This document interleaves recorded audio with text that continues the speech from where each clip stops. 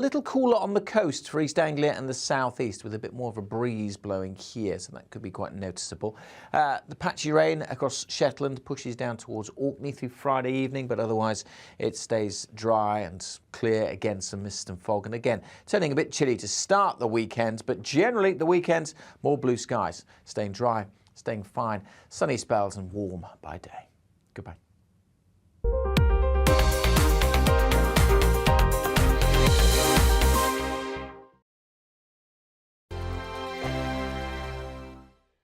GB News is the UK's home of discussion and debate from all perspectives. To stay up to date on the latest stories, make sure that you subscribe to the GB News channel right here on YouTube. You can watch us live 24/7 across the whole world. You can also check out exclusive content and catch up on previous episodes of your favourite shows. Every day, we ask the questions that you'd ask, so why not add your voice to the conversation in the comments section? Don't forget to subscribe. We are GB News, Britain's news channel. Every night at 11 on GB News, we bring you the next day's stories the day before. It's basically like time travel. If it's a big story, we'll cover it, guaranteed. But we'll also have some fun along the way. Big opinions, big laughs. Sometimes big hair. This is Headliners, the paper review show that won't send you to sleep like the others will. 11 p.m, 7 nights a week. Join us.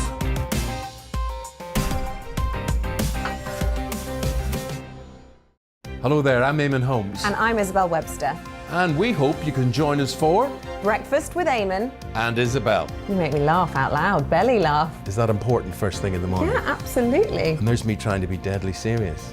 News is a serious business. Yeah, I have to rein you in sometimes. Well, it doesn't stop us laughing at it. It doesn't stop us having an opinion on what's going on. Yeah. And it certainly will not stop us reflecting what you think. Weekdays from 6 to 9:30 on GB News.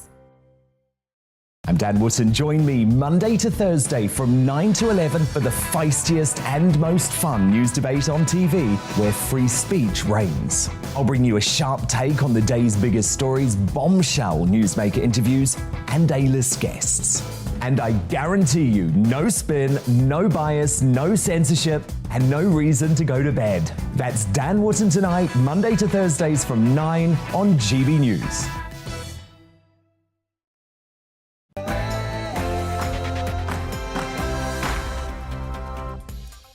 Hello and welcome to We Need to Talk About on GB News with me, Alex Phillips, where we get stuck into the big stories of the day in depth with no holds barred.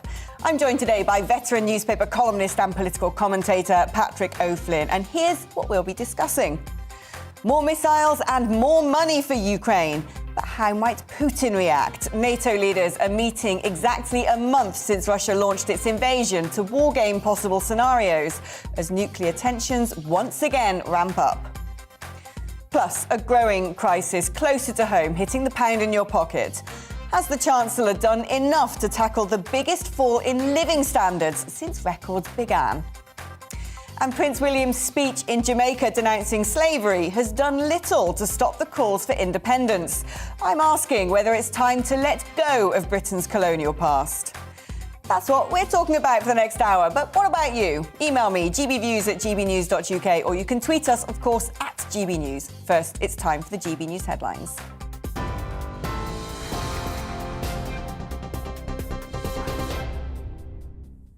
Thank you. Good afternoon. It's 2:01. I'm Miranda Shunker in the GB newsroom. The chief executive of P&O Ferries has admitted he chose not to consult unions before sacking 800 workers without notice last week. Peter Hebblethwaite told MPs he was focused on saving the business by introducing a new operating model with new staff earning £5.15 an hour on average. He says he was also committed to finding the 800 seafarers new jobs.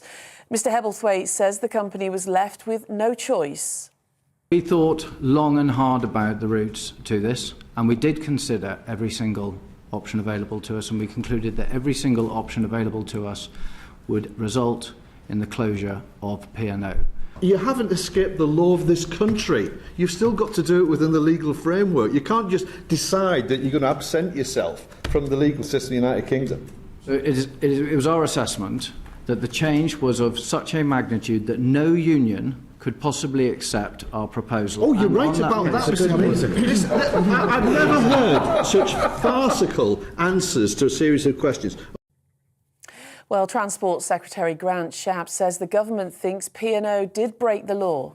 We think that they have, and even if they haven't, they're exploiting loopholes to the extreme, and we want to fix that. And so next week we'll be coming forward with a package of measures, including changes to the law, to make it clear if you are sailing primarily from British ports backwards and forwards in our economic zone, then you need to pay the minimum wage. There can be no excuses for it, and we'll force that to happen by law.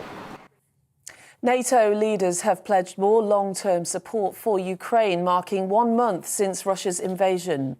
It's the first of 3 summits taking place in Brussels, with G7 and EU leaders meeting later. NATO Secretary-General Jens Stoltenberg announced equipment to help defend against the chemical, biological and nuclear threat, plus further military support. Leaders approved our 4 new battle groups in Bulgaria, Hungary, Romania and Slovakia. These are in addition to the 4 already in the Baltic countries and Poland. So we have 8 multinational NATO battle groups now, from the Baltic Sea to the Black Sea. Boris Johnson says Russian President Vladimir Putin has already crossed a red line with his barbarism towards Ukraine. He made the comments as Britain announced a new support package for the country, including 6,000 missiles. The Prime Minister says the UK is providing anti-tank and high-explosive weaponry to keep the flame of freedom alive. I think that the reality is that Vladimir Putin has already crossed the red line into barbarism, and I think it's now up to NATO to consider together the appalling crisis in Ukraine, the appalling suffering of the people of Ukraine, and to see what more we can do to help the people of Ukraine to protect themselves, see what more we can do to tighten the economic vice around the Putin regime. Meanwhile, the British government has announced sanctions against a further 65 individuals and businesses linked to Russia. The Foreign Secretary tweeted that restrictions were now in place on those involved with the Wagner group of mercenaries, the stepdaughter of the Foreign Minister Sergei Lavrov and the CEO of Russia's largest bank. It brings the total number of sanctions by the British government to more than 1,000. The Chancellor has said challenging and uncertain times lie ahead for the country. That's as forecasters predict the biggest fall in living standards on record. After his spring statement, Rishi Sunak said he will support hard-working families, but Labour says he's done nothing to tackle the cost of living crisis. Chief Secretary to the Treasury, Simon Clarke, told GB News the statement was appropriate given the current climate. We are in a very, very uncertain world at the moment, and we would be risking the public's money and crucially the delivery of vital public services if we were to spend right up to the limit here. We have to be cautious. And the Queen is to feature on the cover of British Vogue for the first time in a special issue celebrating her Platinum Jubilee. The April issue will showcase the 95-year-old monarch in the early years of her 70-year reign. Well, you're up to date. This is GB News. We'll bring you more news as it happens. Now back to We Need to Talk About with Alex.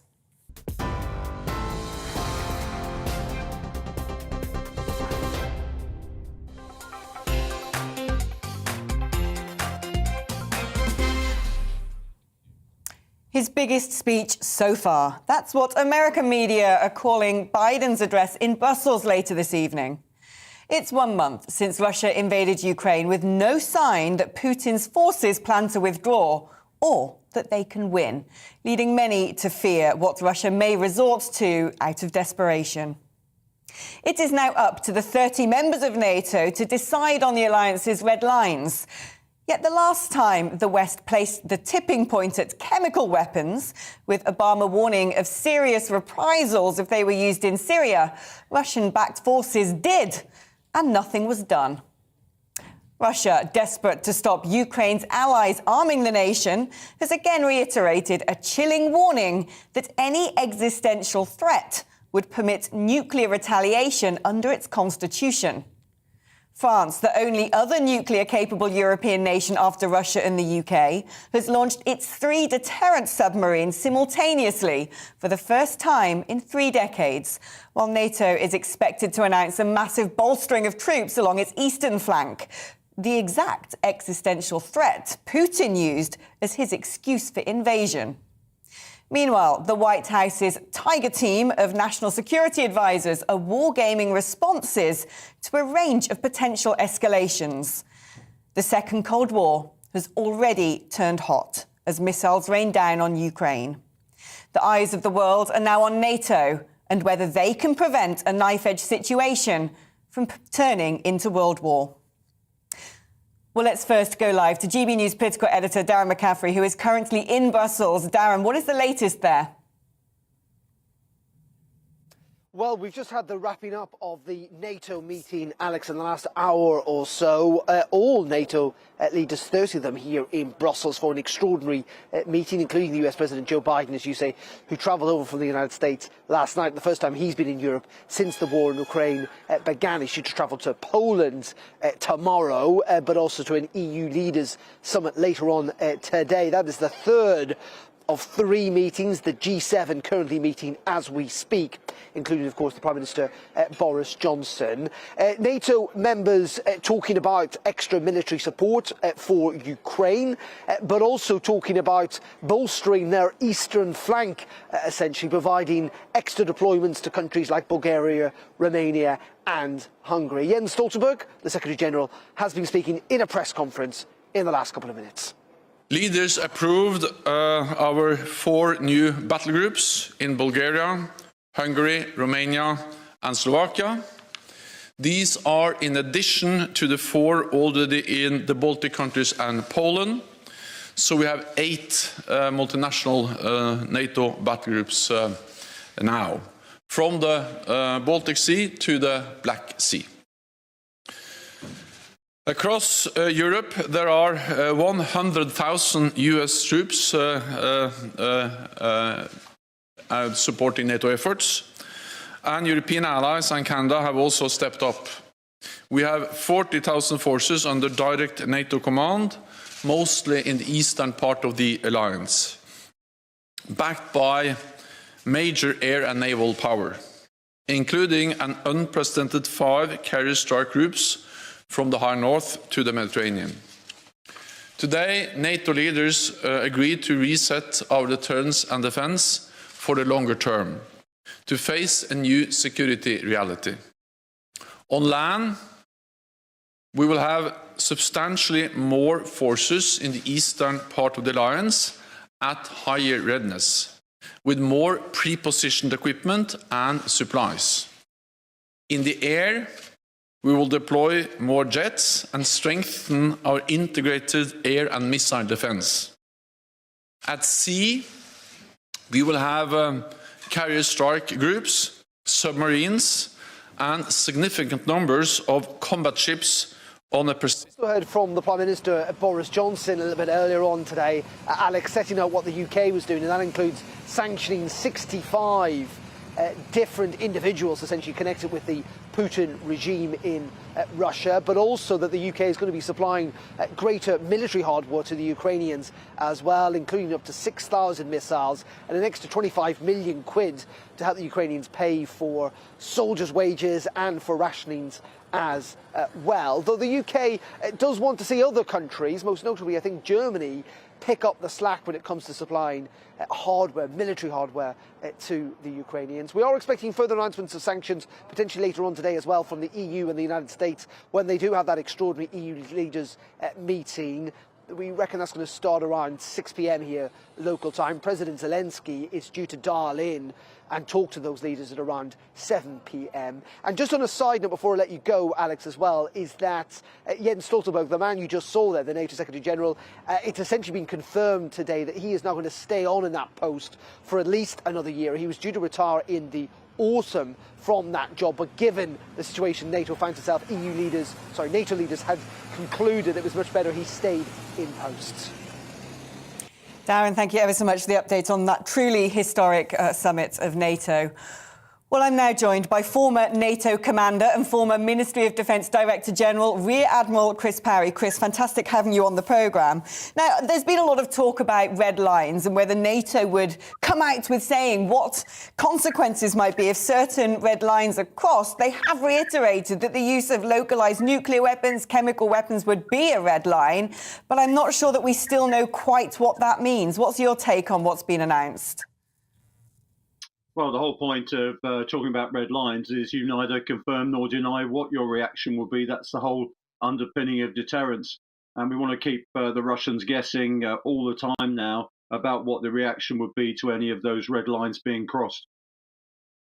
And in terms of the bolstering of NATO troops, a further 40,000 going to join, I think around 100,000 already assembled there. We're looking at, huge artillery and armaments being moved out along the eastern flank. Is that not building into this existential threat that Russia keeps saying that, if we feel this existential threat, we might ramp up our own attacks and potentially point our weapons towards the West? Well, we didn't organise this party, Russia did, and we've come along because we're responding to the invitation.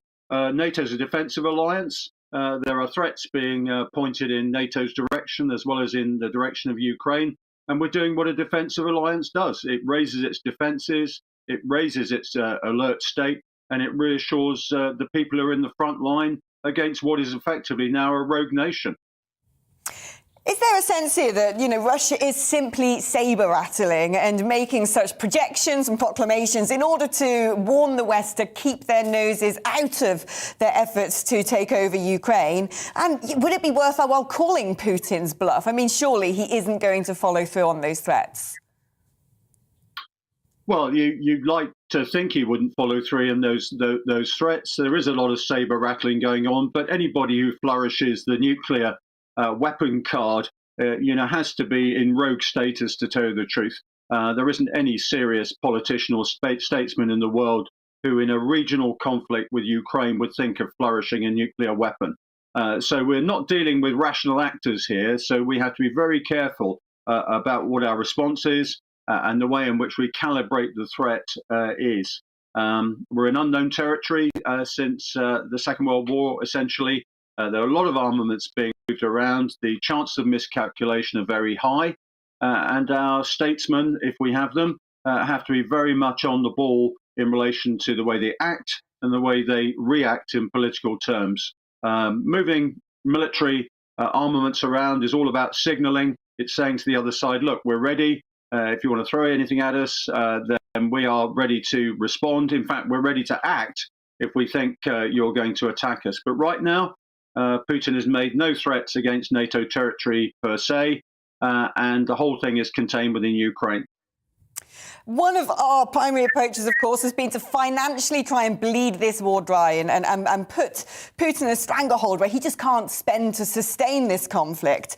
But how valuable is that when NATO has to come out today and urge countries like China and India to also respect the world order and not prop up Putin's aggressions by continuing to buy fuel from him? Well, I think we have to realise we're in the world of geopolitics. China is Russia's best friend. They've said so. They've said so during the conflict. We can't expect much from them. India's in a difficult position, caught between, obviously, its dependence on Russia for various types of armament. Of course, it's China's geostrategic opponent in the Asia-Pacific. So there are very complex movements going on the geopolitical stage right now. We have to accept that, but we don't really don't expect any help from China. They're as bigger a threat to world peace as Russia are. It's just they haven't expressed it in the same terms. We have to be realistic. The democratic countries of the world are ranged against the Eurasian autocracies, and this is going to be the state of the world for the next 20 years. Ukraine is a symptom. It isn't really a cause of that crisis, and this is the new reality. Now, today, of course, marks 1 month since Russia first went into Ukraine, and my understanding is the Iraq war was already mopped up in a similar time frame. How long do you think Russia can sustain this? Do you think this is set to potentially drag on for months or years, or can you see them running out of gas, mind the pun? Well, I think it's going to be a race between whether Russia can actually claim any sort of victory and the collapse of the Russian economy. The intelligence services in Russia did an assessment and said they thought that sanctions would bring the Russian economy to its knees by June. That was leaked, that document. Of course, they didn't take into account the massive scale of sanctions that have been applied, so that collapse is probably even closer. But the Russians are used to suffering. They like a siege mentality. It's almost in their heritage, so we shouldn't rely on that too much. My own instinct is that the Russians will make a final push for Kiev and also to capture Odessa in the south so they can cut Ukraine off from the Black Sea. And at that point, they'll be able to claim victory. On the other hand, if the Ukrainians can hold out, defend Kiev and prevent them from capturing Odessa, I think the Russians will still try and come to terms. So I think we're talking about weeks rather than months. Positive news. Let's hope you're right. Rear Admiral Chris Parry, it's been fascinating having you on the show today. Thank you ever so much. Well, I'm joined in the studio by political commentator and columnist Patrick O'Flynn. Patrick, people are saying this gathering of NATO is historic. The alliance hasn't really been tested like this in decades. And it seems that, yes, there's consolidation now, but at the very beginning, it was found wanting.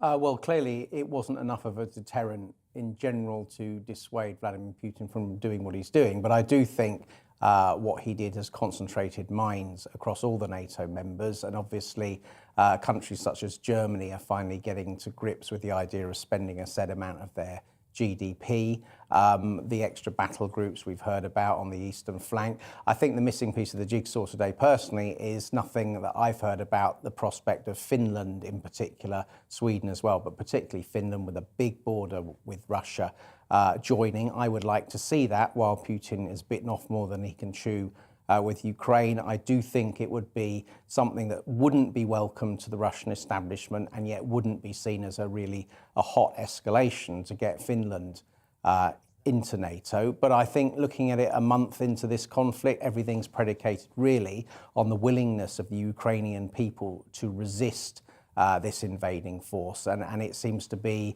undimmed. We looked last year, for instance, in Afghanistan, the well-equipped Afghan army, when faced with the Taliban, just melted away because the Taliban, whatever we think of it, was an internal entity to Afghanistan and clearly had some degree of latent support, which made everyone think these guys are going to run this country. Russia invading Ukraine, it hasn't worked out like that at all. So as long as the Ukrainian people want to resist and want to soak up the punishment that they are soaking up, I think it's absolutely right that we supply, endless anti-tank weapons, and invest a lot of capital in that. And I think to some extent, actually, NATO already has called Vladimir Putin's bluff by doing that. And it's absolutely possible that Russia will run out of steam and will have to settle on terms which don't look like victory.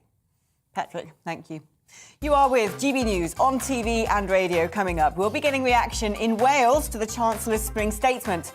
First, it's time for a short break and a check on the weather forecast. Back soon. Hello, I'm Alex Deakin with your latest weather update from the Met Office. Another sunny one today, and there's plenty more to come over the next few days as well. It is a little cloudier today across parts of Scotland and Northern Ireland, thanks to this weather front that's fairly weak, but it is just drifting in. High pressure, though, remains dominant and will continue to control our weather well into the weekend. That weather front, though, may just introduce the odd little bit of drizzle here and there over the Highlands. And come this afternoon, there is the small chance of seeing showers break out over parts of northern England and eastern Scotland, but they'll be very isolated. Most places dry, certainly lots of sunshine for England and Wales. And again, temperatures high teens, maybe up to 20 Celsius across parts of the southeast. Not quite as warm for Scotland and Northern Ireland because there is a little more cloud around here. But that cloud should tend to break up. Any of those showers over northeast Scotland will fade away quite quickly this evening. And then it's another dry night with long clear spells. Could turn a bit misty once more. A few fog patches are possible across parts of eastern England, but generally it's clear and those temperatures tumbling down close to freezing in towns and cities across the south. Quite as cold further north, but there could be some pockets of frost almost anywhere in the countryside. On to the details for Friday. Any morning mist and fog will clear away. Yes, it'll be chilly first thing, but the sun will soon lift those temperatures. More cloud across Shetland. There is a weather front approaching here that could bring a little bit of rain, but for the vast majority, dry and sunny. And warm again, temperatures back up into the high teens. A little cooler on the coast for East Anglia and the southeast, with a bit more of a breeze blowing here, so that could be quite noticeable. The patchy rain across Shetland pushes down towards Orkney through Friday evening, but otherwise it stays dry and clear. Again, some mist and fog, and again, turning a bit chilly to start the weekend, but generally the weekend, more blue skies, staying dry, staying fine, sunny spells and warm by day. Goodbye.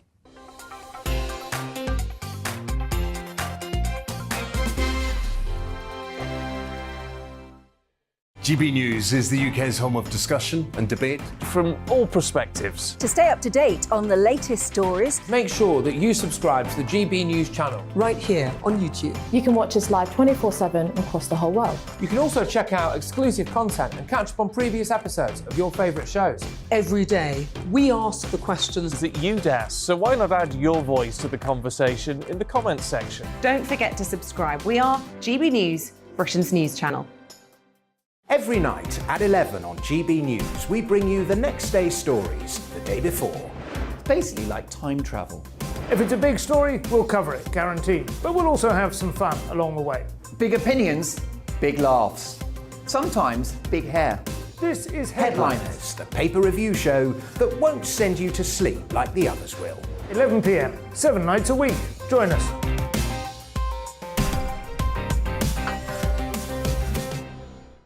Hello there, I'm Eamon Holmes. And I'm Isabel Webster. And we hope you can join us for Breakfast with Eamon. And Isabel. You make me laugh out loud, belly laugh. Is that important first thing in the morning? Yeah, absolutely. And there's me trying to be deadly serious. News is a serious business. Yeah, I have to rein you in sometimes. Well, it doesn't stop us laughing at it. It doesn't stop us having an opinion on what's going on. Yeah. And it certainly will not stop us reflecting what you think. Weekdays from 6 to 9:30 on GB News. I'm Dan Wootton. Join me Monday to Thursday from 9 to 11 for the feistiest and most fun news debate on TV, where free speech reigns. I'll bring you a sharp take on the day's biggest stories, bombshell newsmaker interviews, and A-list guests. And I guarantee you, no spin, no bias, no censorship, and no reason to go to bed. That's Dan Wootton tonight, Monday to Thursdays from 9 on GB News.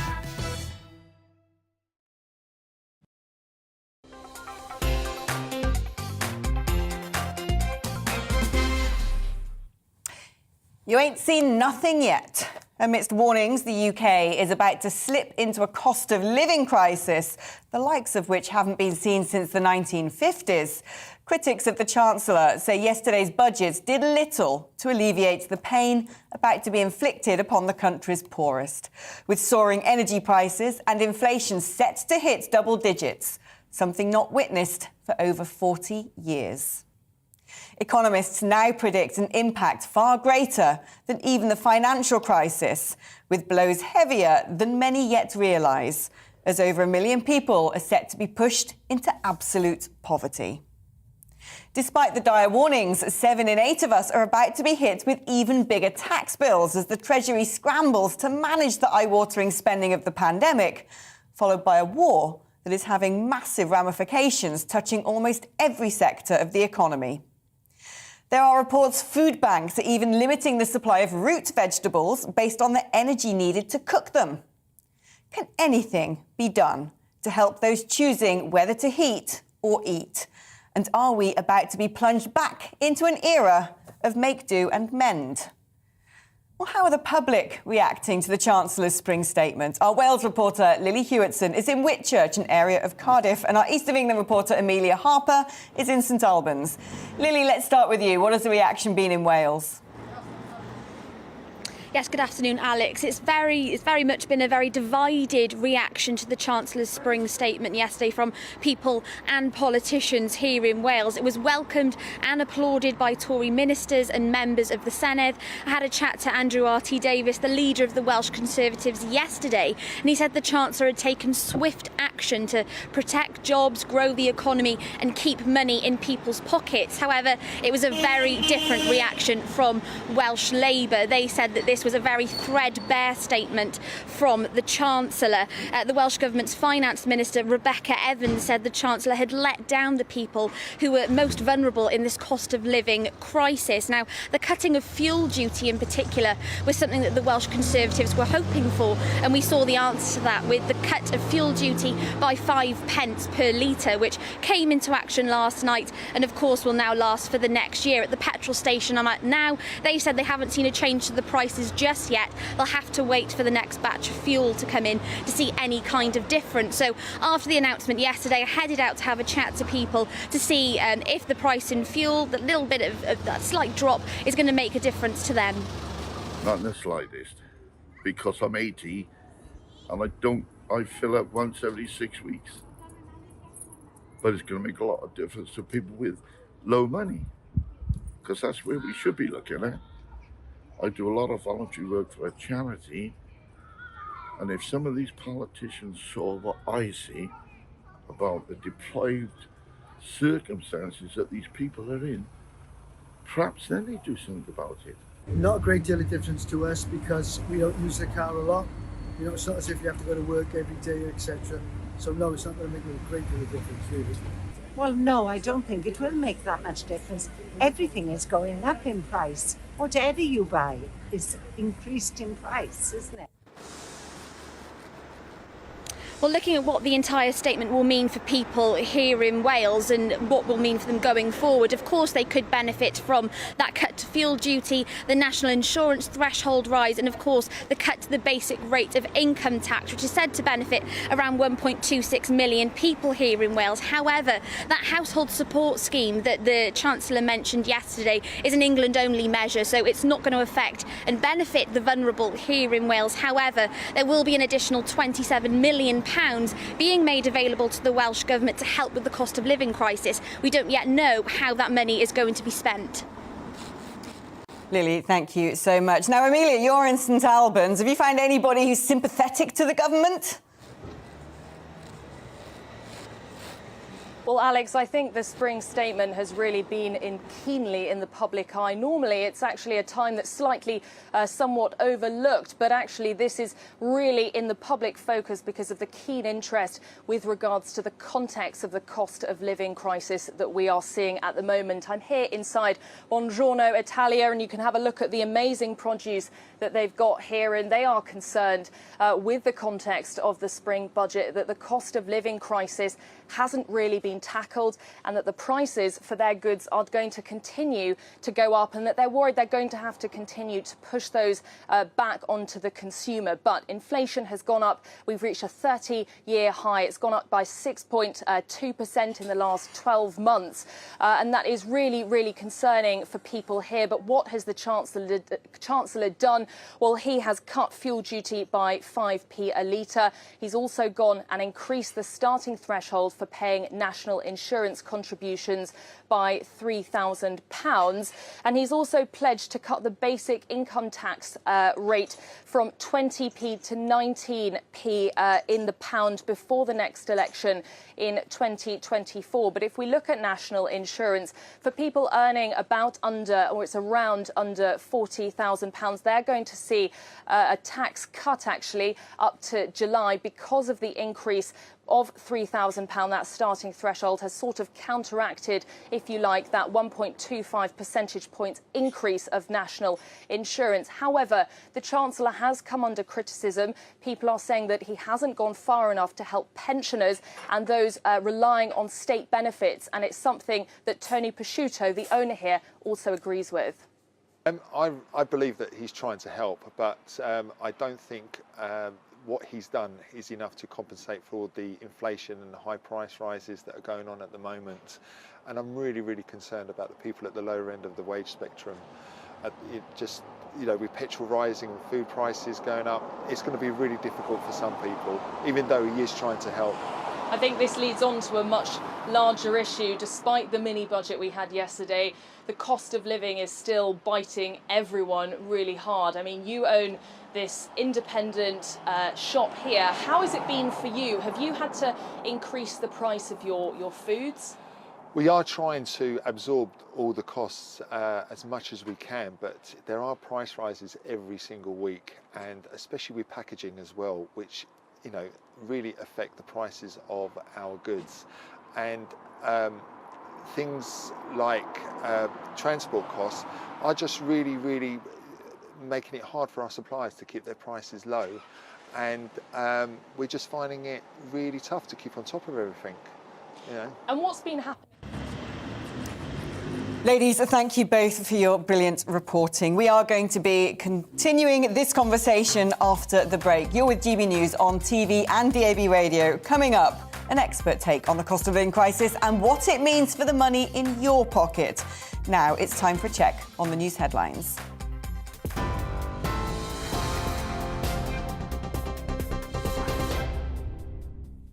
Thank you. Good afternoon. It's 2:32. I'm Miranda Shunker in the GB newsroom.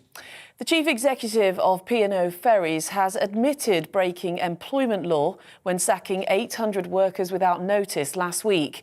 Peter Hebblethwaite acknowledged his company should have consulted with trade unions before the redundancies. He also told MPs that the new crews are being paid below the UK's minimum wage on international routes, but he insisted this was legal. NATO leaders have pledged more long-term support for Ukraine, marking 1 month since Russia's invasion. It's the first of 3 summits taking place in Brussels today, with G7 and EU leaders meeting later. NATO Secretary-General Jens Stoltenberg announced equipment to help defend against any chemical, biological or nuclear threat.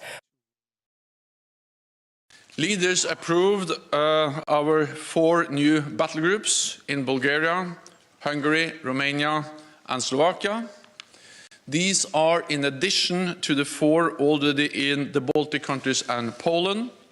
So we have 8 multinational NATO battle groups now, from the Baltic Sea to the Black Sea. Boris Johnson says Russian President Vladimir Putin has already crossed a red line with his barbarism towards Ukraine. It's as Britain announces a new support package for the country, including 6,000 missiles.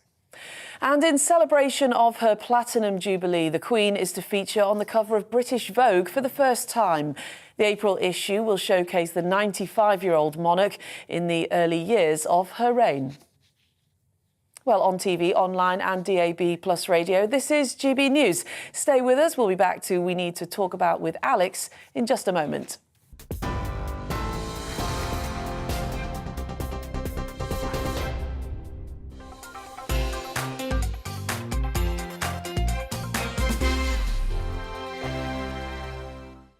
GB News is the UK's home of discussion and debate from all perspectives. To stay up to date on the latest stories, make sure that you subscribe to the GB News channel right here on YouTube. You can watch us live 24/7 across the whole world. You can also check out exclusive content and catch up on previous episodes of your favourite shows. Every day, we ask the questions that you'd ask, so why not add your voice to the conversation in the comments section? Don't forget to subscribe. We are GB News, Britain's news channel. Every night at 11 on GB News, we bring you the next day's stories the day before. Basically like time travel. If it's a big story, we'll cover it, guaranteed. But we'll also have some fun along the way. Big opinions, big laughs. Sometimes big hair. This is Headliners, the paper review show that won't send you to sleep like the others will. 11 p.m, 7 nights a week. Join us.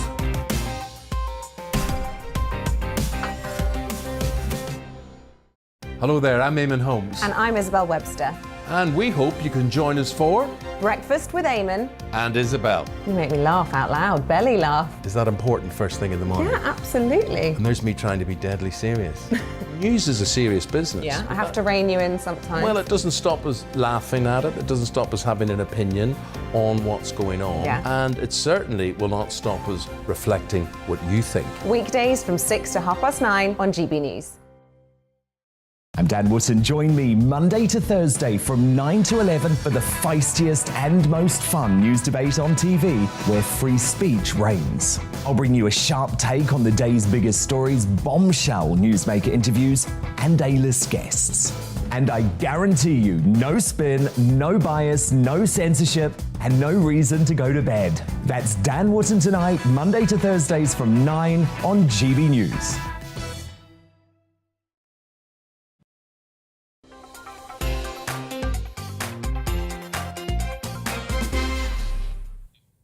Welcome back. More than 23 million people will be unable to afford the cost of living this spring. That's more than a third of the country's population.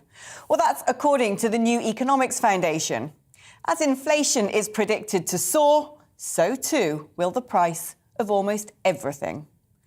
Almost half of children in the UK are now set to be brought up in struggling households, having to choose between everyday essentials. But with an unprecedented pandemic followed by an unprecedented war, how much is the government to blame? In the past decade, unemployment payments have been slashed to the lowest level since the Second World War and among the lowest in the developed world, while today's tax burden is the highest on record since the 1940s. But others would argue that the West has become an overly commodified blob, lazy, wasteful and negligent, hooked on energy-guzzling luxury commodities and bereft when it comes to the basics of home economics. What can the state do to help, and should it? Joining me now on the show is an economist at the New Economics Foundation, Sam Timms. Sam, what did you make of the Chancellor's spring statement yesterday? Well, overall, I was just really disappointed.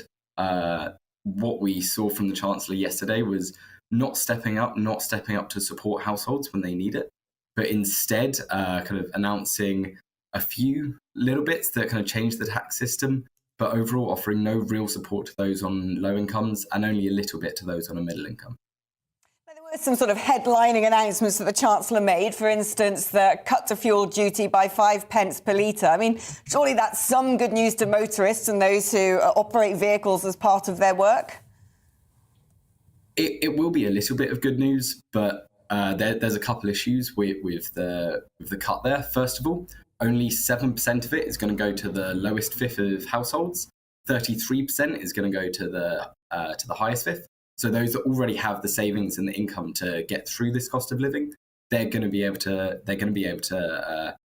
the most from this cut, while those who are already struggling are going to be kind of finding that actually it really doesn't do that much to help them. And that's in part because those on a lower income are less likely to drive.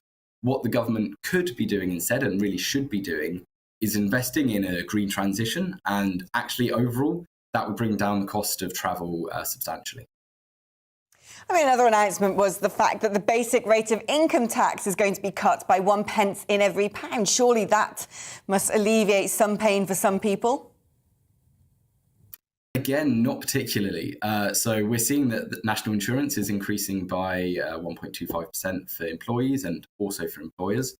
And that's going to happen now. And then probably in the next year or two, we'll see income tax fall by 1%. It really doesn't make much sense to increase one and decrease the other. In particular, because income tax is more progressive than the national insurance. So actually what we're ending up with is a more regressive system.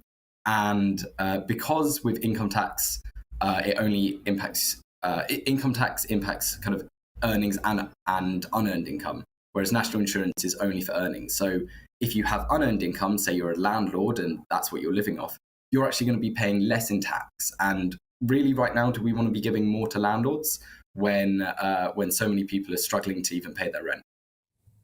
I mean, sticking with national insurance there, the rate at which workers begin to pay national insurance is going to be raised to £12,570, something the Chancellor says will save the typical employee over £330 every year from July. Should we be welcoming that as well? Once again, not particularly. It's again a very regressive thing. Those on the highest incomes are going to benefit the most. Whereas kind of, first of all, if you're below that £9,000 in earnings, say you're working part-time on the national minimum wage, maybe because you have caring responsibilities for a relative, then actually you're not going to see any gain from that. And you're not going to see any gain from that. And because the Chancellor announced nothing in kind of boosting social security yesterday, you're going to see no gain at all. So the increase in the national insurance threshold, it only really supports those on the highest incomes. It will do something for middle incomes, but with the increase in national insurance anyway, it's not a massive difference. Now, one last thing. Employment allowance increased to £5,000 from April, and the Chancellor described that as a new tax cut worth up to £1,000 for 500,000 small businesses. Again, is that enough for you, or should he be doing more? It's okay. It's not ideal. I think that actually right now what we could be looking at instead is kind of looking at business rates. For example, on the high street, if you're a small business on the high street, you're going to be paying much more in business rates than maybe an Amazon warehouse out in the sticks. So there are lots of things that the Chancellor could be looking at, and he hasn't really looked at lots of them. And also, there's a lot more that he could have done yesterday, and particularly to support those on low income. Sam Timms, thank you ever so much for joining me. Sam is an economist at the New Economics Foundation. Now, I'm going to go back to my studio guest on this one, Patrick. It seemed to me that budget felt like a bit of a damp squib, like he might be holding back some sort of nice headlines and fiscal firepower ahead of the elections. But how much of this, should the government be intervening on? Surely these are unprecedented events, and we're just going to have to suck it up. I do agree that it was politically somewhat underpowered. And I also agree with Sam that the announcing of the income tax cut in 2 years' time seemed like a gimmick to me. But taking a step back, we've had a global energy price shock, and that feeds through into most of the things that we use and buy are going to cost more money. So our living standards are going to fall, right? There's no way a Chancellor sitting in the Treasury, particularly not after the last couple of years of extraordinary spending and indebtedness, can be expected to magic that away. So we've all got to take that on the chin to some extent. And there has been quite a lot of help, whether it be the £200 a year cushioning on the power prices, whether it be the big rise in the threshold for national insurance, the fuel duty cut. The guy is put quite a lot of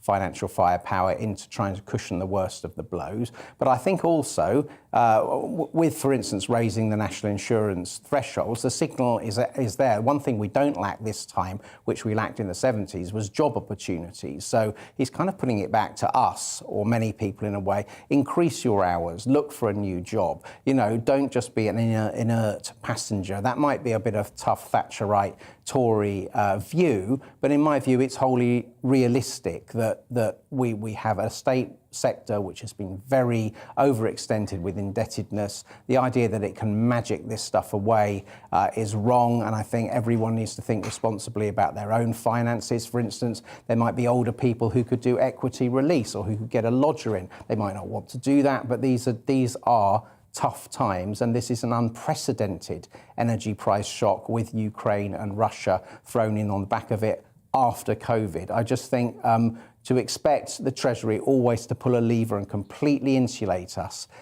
is really cloud cuckoo land, I'm afraid. I mean, there are people out there who would say, like you were saying, times are tough. It's time to just tighten our belts. The country's been through worse. But when you hear statistics, like 23 million people plunged into poverty, half of all children now being brought up in households struggling to make ends meet, headlines today saying people have to choose between heating and eating, that seems shocking in the world's fifth largest economy. We're the fifth largest economy. I'm glad you didn't say we're the fifth richest economy, because we're not. It all depends on how many people you have, to be supported by the GDP. It's very tough times. And I think the Chancellor would say, look at the jobs creation miracle of the British economy. And actually, a lot of people out there will find ways, perhaps not ideal take on second jobs, but they might be able to find jobs with higher rates of pay to help dig themselves out. We don't live in a socialist society where the state takes all these decisions on behalf of people. We find that leaving people to their own devices to a certain extent motivates people enough to generate more wealth in an average year, and everyone's better off in the end. Now, there are times when that's very, very uncomfortable and very, very tough. And of course, extra funds must flow to those in the greatest need, particularly families struggling with young children. But I think if you look at the government books, they would point to you to record spending in that regard anyway. Patrick, thank you. Now, as she stood dazzling in a floor-length gown designed to bewitch awaiting snappers in Jamaica, a few miles down the road, the average hotel worker earns just $45 a week. Kate and her husband, Prince William, were reminded by the current Prime Minister of his desire to make Jamaica a republic, disposing of anachronistic relics of its colonial past and removing the Queen as head of state. The royal tour was meant to rejuvenate the image of the monarchy in the Queen's twilight years, but was met in part with protesters demanding reparations for slavery and a clear message from certain leaders that it is time history came to a close. Kings and queens belong in fairy tales, not in Jamaica, read the sign of one little girl protesting. Yet the couple were also mobbed by fans, revealing deep divisions in a country where it is estimated half the population yearn to cut ties with their past, while the other treasures the pomp and circumstance of royalty and the strengthened global connections it brings. Speaking at a dinner, Prince William spoke of his profound sorrow over slavery and described it as abhorrent. Particularly this week, with the International Day of Remembrance of the victims of slavery and the transatlantic slave trade. I strongly agree with my father, the Prince of Wales, who said in Barbados last year that the appalling atrocity of slavery forever stains our history. I want to express my profound sorrow. Slavery was abhorrent, and it should never have happened. While the pain runs deep, Jamaica continues to forge its future with determination, courage, and fortitude. The strength and shared sense of purpose of the Jamaican people, represented in your flag and motto, celebrate an invincible spirit. Well, joining me now in the studio is Conservative commentator Calvin Robinson, who has Jamaican heritage. And joining me down the line is Jamaican writer and community advocate Dr. Velma McClymont. Dr. Velma, I'm going to start with you. What's the reception in Jamaica been like for the royal family? And do you think it's time that Jamaica cuts its ties with the colonial past? Well, as you can see from the images coming out of Jamaica, mixed reception. But of course, it is time for Jamaica to cut ties with the past to, shall we say, shake off the shackles of colonialism. It is now and it is timely. And why is this such a pressing and timely issue? I mean, recent polling suggested it's around 50% of the population of Jamaica who are keen to become a republic. But that surely means there's another 50% who want to hang on to that history, however potentially upsetting it may have been. But we don't know from these pollings who are taking them, and we don't know the percentage of the people. I certainly haven't heard that. You must also remember the situation with education in Jamaica. Many people have not had a good education. And so if people are not informed, then they can't make informed decisions.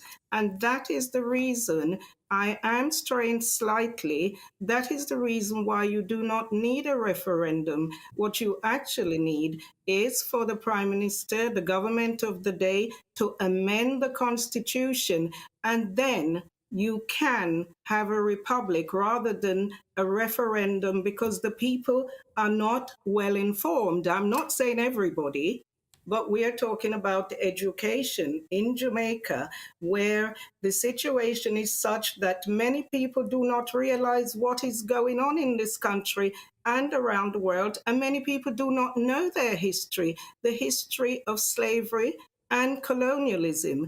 And those are the things that we need to think about. So a referendum is not the way to go, people. The Prime Minister of Jamaica, if you are listening, it is about amending the Constitution. Thank you. Dr. Velma, don't go anywhere. I'm going to put this to Calvin Robinson, who's of Jamaican heritage. Now, Calvin, she's got a point, doesn't she? I mean, she's saying that there are people in Jamaica who probably aren't as educated as perhaps you, and surely it's time to just get rid of that colonial past, stand on their own 2 feet and be a proud republic. She may have a point, but it's a terrible point. This idea that people are not smart enough to make decisions for themselves is very undemocratic and it's scary. It reminds me of the arguments we heard plenty of times through the Brexit referendum. The fact that the elite should be there to make the decisions for us because we're not educated to a level that if we were, we would understand things from your perspective is wrong, it's elitist, it's undemocratic. I think what we should do is put the vote to the people. If the people of Jamaica want more independence, and they do have independence, they've been independent since 1962, if they don't want a constitutional monarchy anymore, then that should be based on a referendum. And I think actually the vast majority of people in the country of Jamaica still love the United Kingdom, still love the relationship that we have. We have a shared family, a shared heritage, shared history. Not just Jamaica, the whole Commonwealth together is stronger, united actually. And the last major poll that I saw suggested that actually the majority of Jamaicans thought that the country would be better off if it remained a colony of Great Britain. Well, let's go back to Dr. Velma. That's the position that Calvin has. Of course, we're big fans of referenda over here in the UK, as you're probably aware. How would you like to reply to Calvin on the points that he just made? I was born in Jamaica. I'm 65 this year. I was born in rural Jamaica where I carried water and wood and rock stones on my head and walked 3 miles to school. Many people did not and still do not know their history. Now, please do not put words in my mouth. I am not disparaging the Jamaican people. I've been to Jamaica so many times and worked in Jamaica, schools, libraries, everywhere. I am not disparaging my own people. I am here today to represent my ancestors because I am 6 generations removed from slavery and I've seen the poverty in Jamaica. We need the people. You heard at the beginning about hotel workers, etc.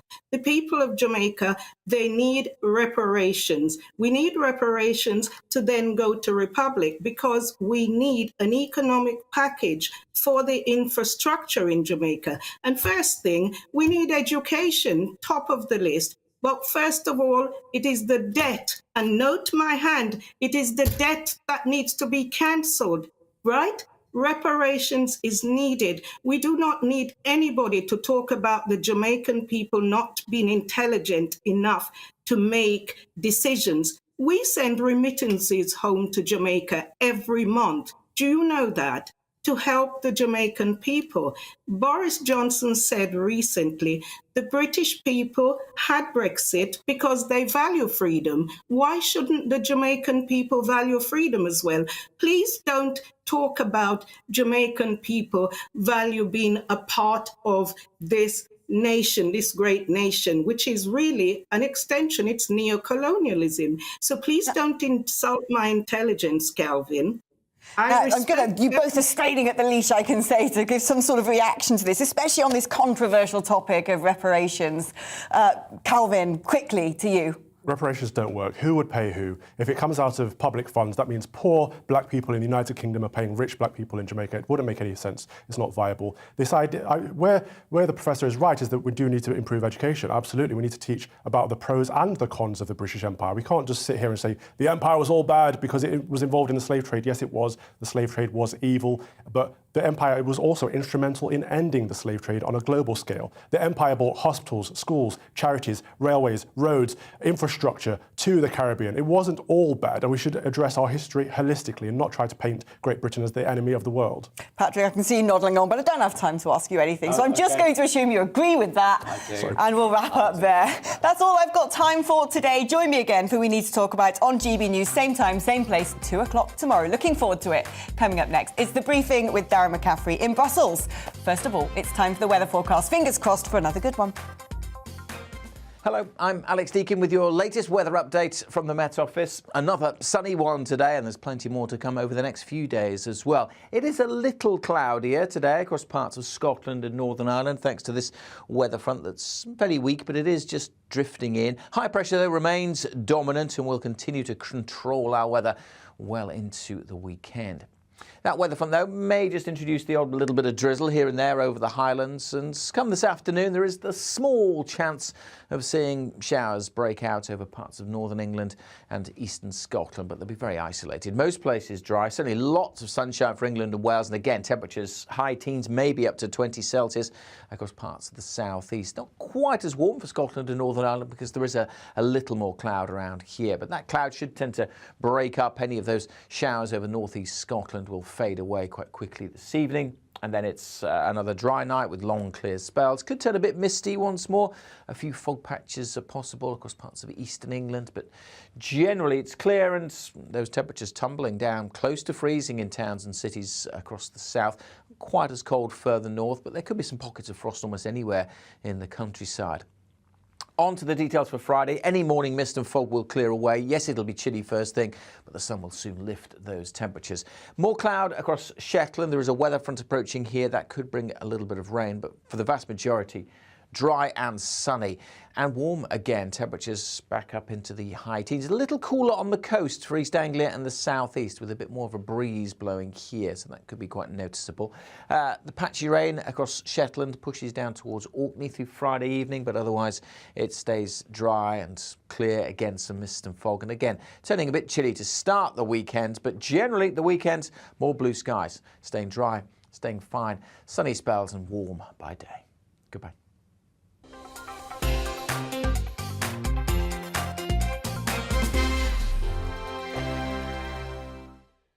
GB News is the UK's home of discussion and debate from all perspectives. To stay up to date on the latest stories, make sure that you subscribe to the GB News channel right here on YouTube. You can watch us live 24/7 across the whole world. You can also check out exclusive content and catch up on previous episodes of your favourite shows.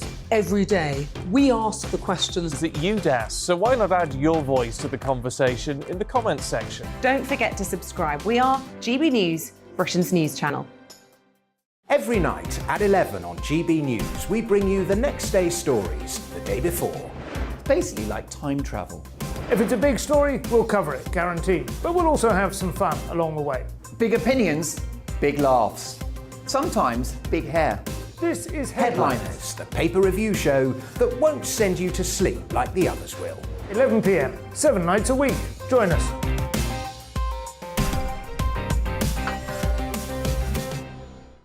Hello there, I'm Eamon Holmes. And I'm Isabel Webster. And we hope you can join us for Breakfast with Eamon and Isabel. You make me laugh out loud, belly laugh. Is that important first thing in the morning? Yeah, absolutely. And there's me trying to be deadly serious. News is a serious business. Yeah, I have to rein you in sometimes. Well, it doesn't stop us laughing at it. It doesn't stop us having an opinion on what's going on. Yeah. And it certainly will not stop us reflecting what you think. Weekdays from 6 to 9:30 on GB News. I'm Dan Wootton. Join me Monday to Thursday from 9 to 11 for the feistiest and most fun news debate on TV, where free speech reigns.